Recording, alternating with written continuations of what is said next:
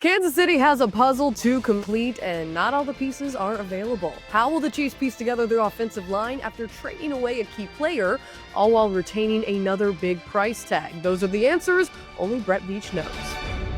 What is up, Chiefs Kingdom? Happy Friday. I'm Hayley Lewis, and this is Chiefs News Daily. The Chiefs made two transactions today, retaining a pair of exclusive rights free agents, but none of those big headlines that Chiefs fans actually want to know have been able to hit the news just yet. So let's roll through the news off the top, take another look at the free agency market as Kansas City gets ready to go shopping.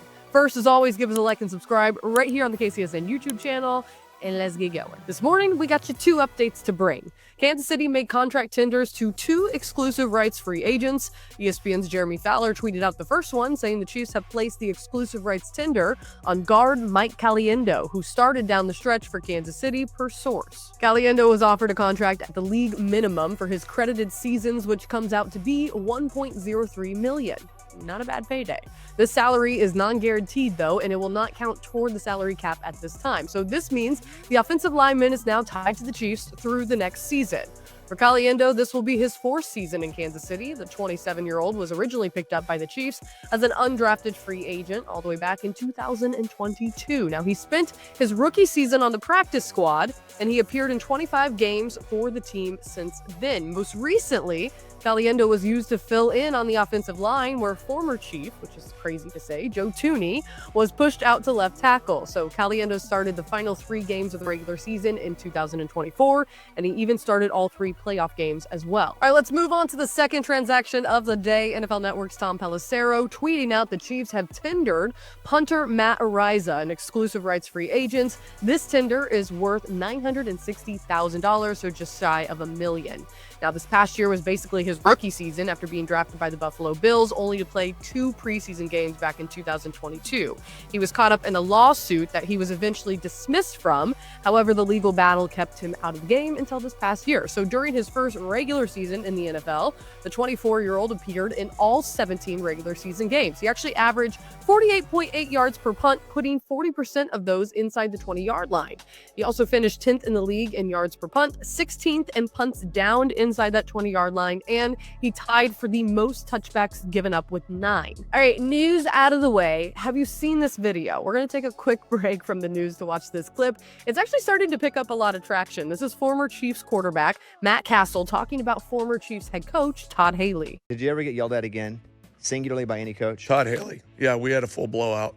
It was during a game, playing Tennessee. This is for us to win the AFC West. He was getting after me all game long. And then third quarter comes around, I have a boot, pull up, didn't break contain, run back up, and I can already see he's steaming, right? And so we ended up punting. I'm coming off the sideline, and we get into a little verbal altercation. I said some things that I probably shouldn't have said. Deservedly so. He was hot. And I was like, Todd, that's not what we need right now. We don't need you coming over here. And he goes, F you, Cassel, you're benched. So he won't talk to me, and he says I'm out of the game. Well, I'm like, I'm a team captain. We're in the third quarter. We're up by 10. This is to win the AFC West. I was like, and I did something I shouldn't have done. I ran back out on the field. No way, that's freaking balls. I did, and they won't give me a play in my helmet. So I call my own play. Let's go. So then they send Brody out on the field on the second play. Brody Croyle now has come into the game for Kansas City. I walk off the sideline. I'm like, what are we doing right now, right? I'm hot. Like, back then, my testosterone levels were way higher than what it is right now. Quarter switches, Brody goes back out, first third down, throws a ball, gets tipped, interception. Bounces up in the air and picked off. Now the linemen, everybody are coming off the sideline screaming. So I'm like, are we done messing around? And he says I'm still out. So do you put Matt Cassel back in there? I would. I'd say, hey, Matt, get warmed up again. You're going back in. Next series comes up. They punt to us. I run back out on the field. And guess who's coming back? They won't give me plays again. So now I call my first 3 plays. We get a first down, and all of a sudden it's, all right, Cass, let's get into 0 on, sprint 38, alert, sprint 39. I was like, really, now? So I finished the game. We win the AFC West on that day. He's become the leader of this football team. But it was a fractured relationship. Obviously, people are hot. I go in on a Tuesday because I called him on a Monday to try to clear the air. He got after me in that meeting. And I said, look, I understand your position. At the end of the day, I am your captain, and you can take the money.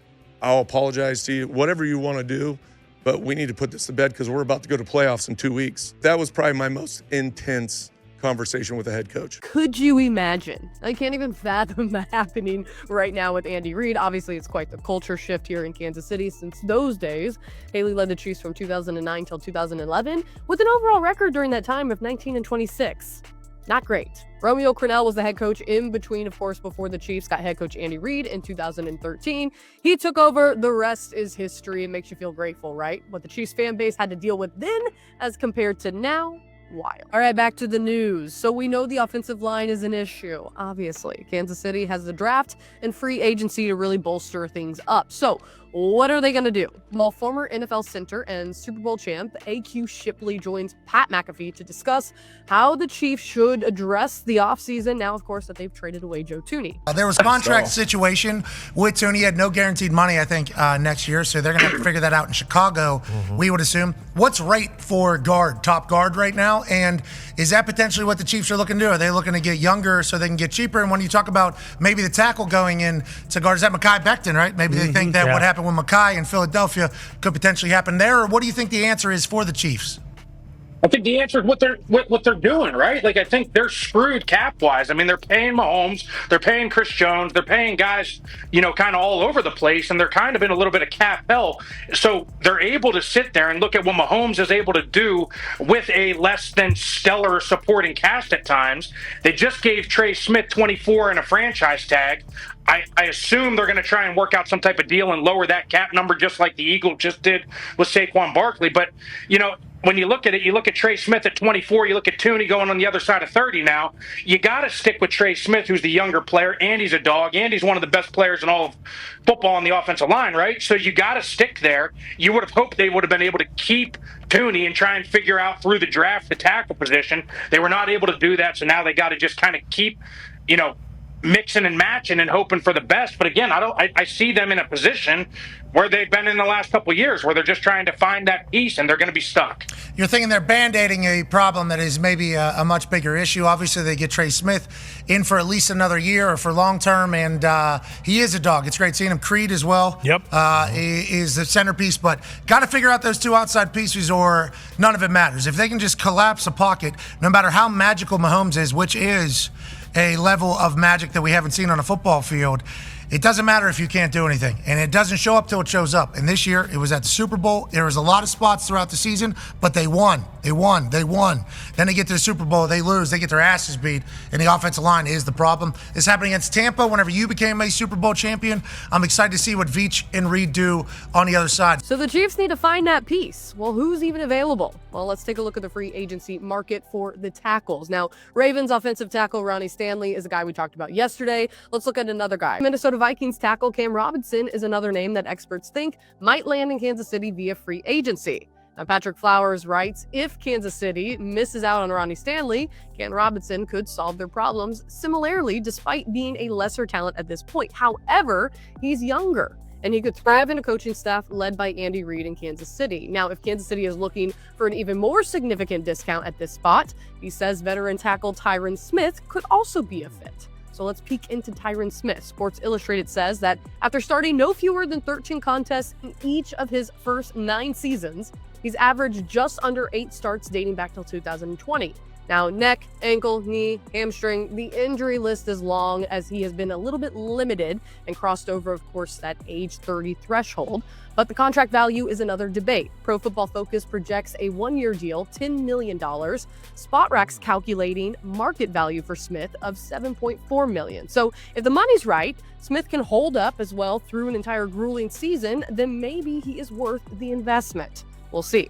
There's also the 26-year-old out of Pittsburgh, Dan Moore. Now, Matt Connor says because of his experience, youth, and excellent health over the last few years, there will be a market for Moore Jr. SpotRack projects his market value at $12.6 million per season in average annual earnings. Now, this number sounds pretty steep for a low-level starting offensive tackle, but Moore comes at a premium position, and his best football is still ahead of him. Now, for Kansas City, it does sound pricey, but with Veach, you never know. At least it's good to know that there are a few more options out there.